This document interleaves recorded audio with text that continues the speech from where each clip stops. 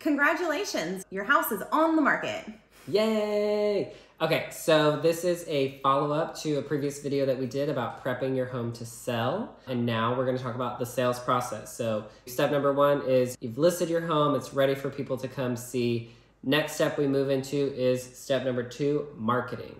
All right, so marketing, this is so important. I know we talked about it a bit in the last video. You wanna make sure that your house is ready to be seen.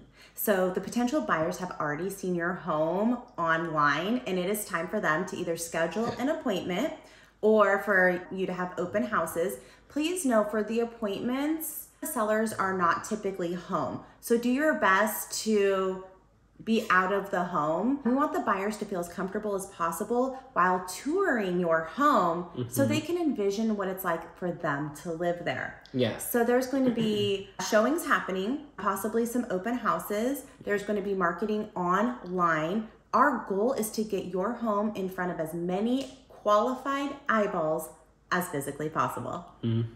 We're blasting that thing out, making sure everybody sees it. So the next step after all those people come through, we're hoping they write offers, you get a set of offers and we're gonna review those. Let's say you get more than one offer on the house. What we will then do is break down each of those for you and let you know what the terms of those contracts are. So what's the price they're offering? How long are they planning to be in escrow? What are their contingency period? What's their down payment? How much are they putting as a deposit? So we're gonna go through all of those things and then subtract what your expenses are if you're covering a warranty or what your escrow expenses are, and then let you know what the net profit is for each of those offers, and then you get to make that decision on which offer to move forward with.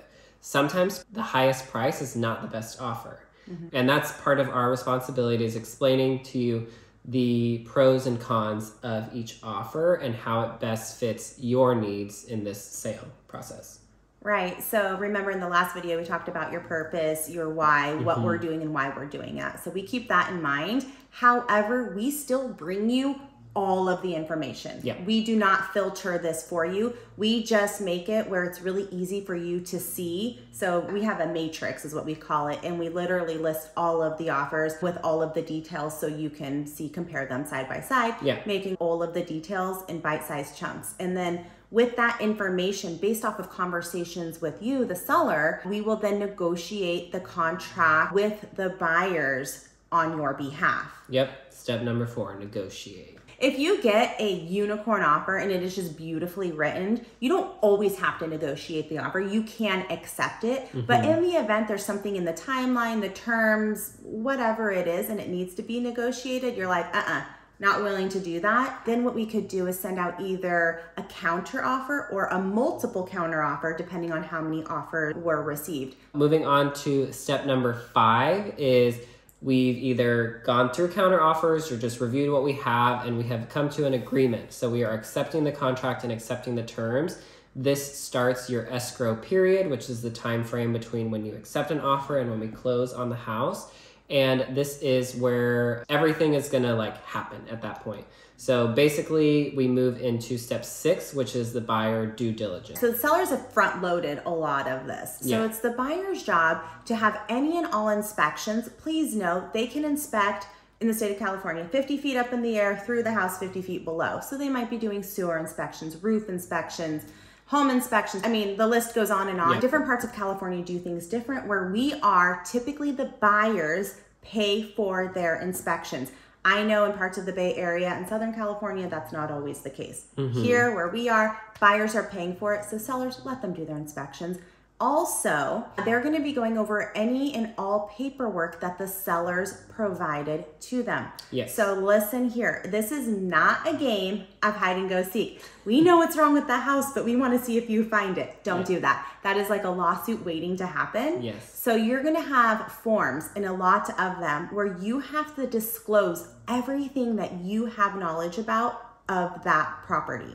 So you're gonna go through the questionnaires with your realtor, they're gonna help you fill them out, and you're gonna disclose everything. And then this is part of the buyer's due diligence, where they get to go through that and make sure they learn everything that they can about the home prior to removing that buyer due diligence or inspection contingency. Yes, and when Nicole says that we're going to help you go through the form, we cannot fill it out for you. Yeah. We're going to walk you through it and make sure you understand what it's asking you, and you have to disclose any knowledge that you have.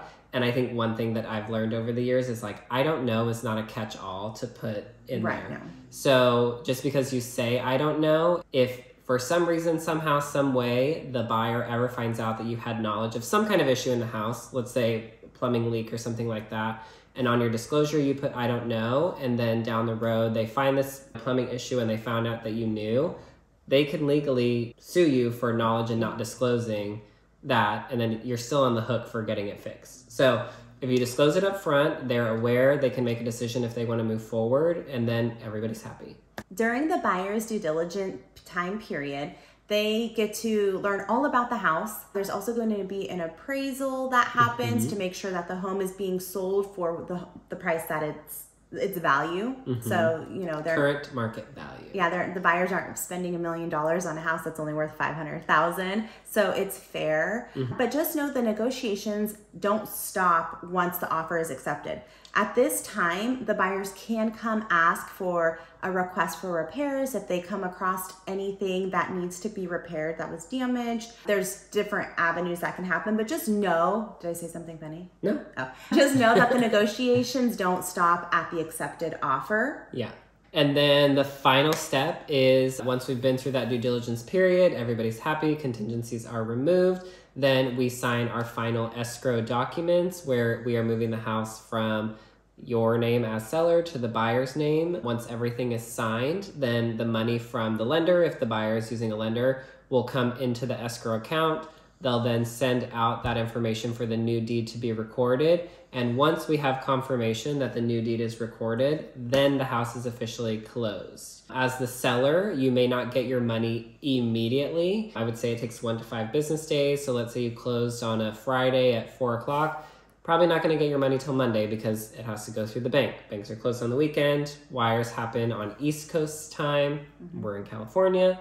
So just kind of be aware of that. It's coming to you. Don't worry, but it may not be the second you get the email or the phone call that says, all right, the house is officially sold. So yeah, that is the sales process. After you've prepped your home, watch that video if you didn't get a chance to see it. This is the sales process from once we list your home to when it sells. And if you have any questions about it, feel free to drop us a comment. Yeah, and I want to invite you. I know we post a lot of these videos, but I really want to invite you to reach out to us. Yeah. Call us, text us, email us. Don't be afraid to come with questions. Our goal here is really to educate you on the process and to see if buying or selling is right for you. All of our contact information is in the description below. So take a look, reach out. Our social media handles are there as well. So thanks.